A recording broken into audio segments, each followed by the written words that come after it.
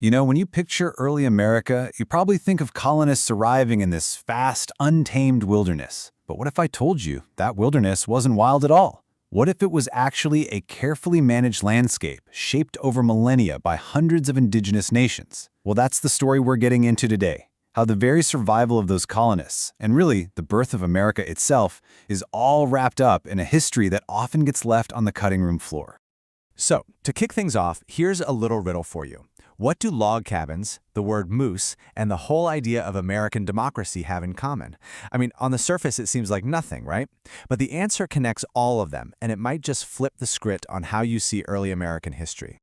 And there it is. The answer is that all three of these things have deep roots in the knowledge, the technology, and even the political thinking of North America's indigenous peoples. So today, we're going to trace those roots and uncover a side of the story that you probably didn't get in your high school textbook.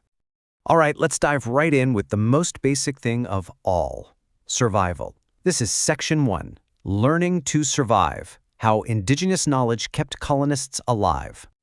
You know, it's so easy for us to forget just how completely unprepared the first colonists were. I mean, they landed in a world where the plants, the animals, the climate, everything was totally alien to them. Early settlements like Jamestown were literally teetering on the brink of total collapse from starvation. Put simply, they had no idea how to survive here. So how did they make it? Well, it really came down to one thing. They started learning from the local experts. And this wasn't just a few handy tips. We are talking about a massive transfer of life-saving knowledge. Colonists learned how to grow totally new crops like corn, beans, and squash. They figured out how to get sugar from maple trees and how to actually catch fish in the local rivers. This wasn't just helpful, it was the absolute difference between life and death. And don't think for a second that this was simple farming. Just take the Three Sisters method. It's an absolutely brilliant system where you plant corn, beans, and squash together.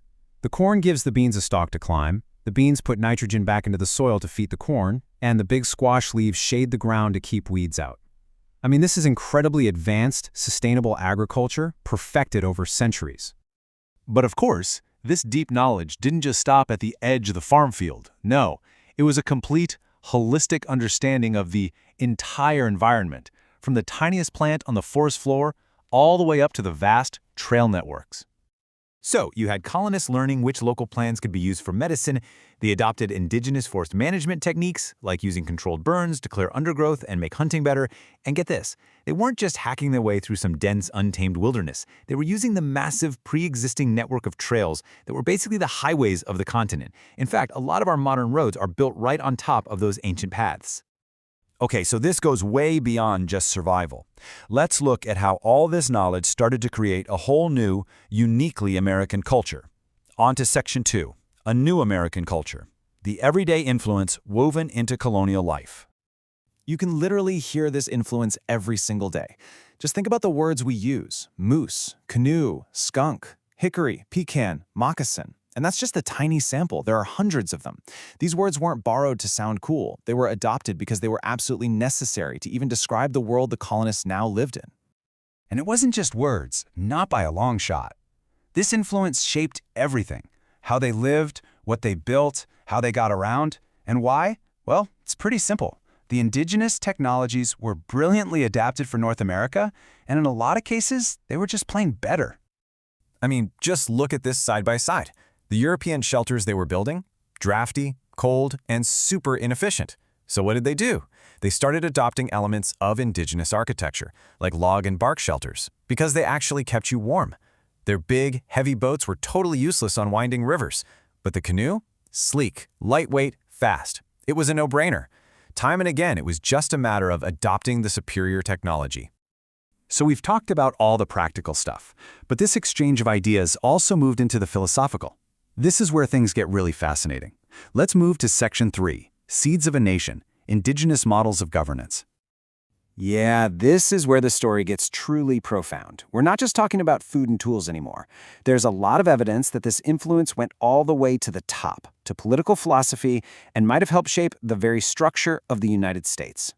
So let's talk about the Haudenosaunee Confederacy, which you might know as the Iroquois Confederacy. This wasn't some simple tribe. This was an incredibly sophisticated political union of 6 sovereign nations, founded centuries before colonists ever arrived. And it was governed by a complex constitution, the Great Law of Peace, all based on ideas of consensus and federal unity.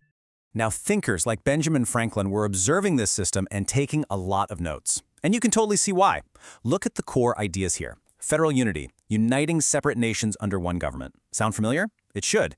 How about sovereignty, where each member nation keeps control over its own internal affairs? That's another foundational American idea. For Europeans who are used to monarchies and kings, this was a totally radical way to run a government. But, and this is a really important but, it's crucial to get the nuance here. The influence was real, but the Founding Fathers pretty much picked and chose what they liked. They were inspired by the model of federal unity, but they largely ignored the other equally important principles, like building consensus and having genuine respect for the sovereignty of other nations. And that brings us to our final and maybe most critical section, Section 4, an unequal exchange, the complex reality of cultural contact. Because look, we just can't talk about this incredible exchange of knowledge without acknowledging the devastating reality that came with it. While colonists benefited immensely, the exchange itself was profoundly, tragically unbalanced. The contrast in outcomes is just staggering. For colonists, this exchange meant survival, new technology, and economic security.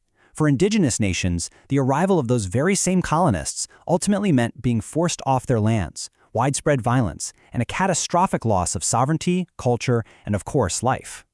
And that's really the central tension of this whole history.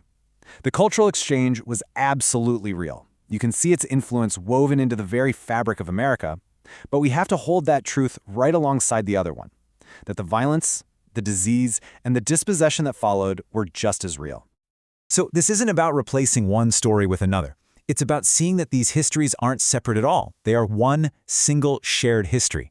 Acknowledging the immense contributions of indigenous nations doesn't diminish the American story. It gives us a more complex, more challenging, and ultimately a much more accurate picture of how this country actually began. So I'll leave you with a new question. Knowing all of this, the agricultural science, the borrowed technology, the political philosophy, and the profound inequality of it all, how does this history change the American story for you?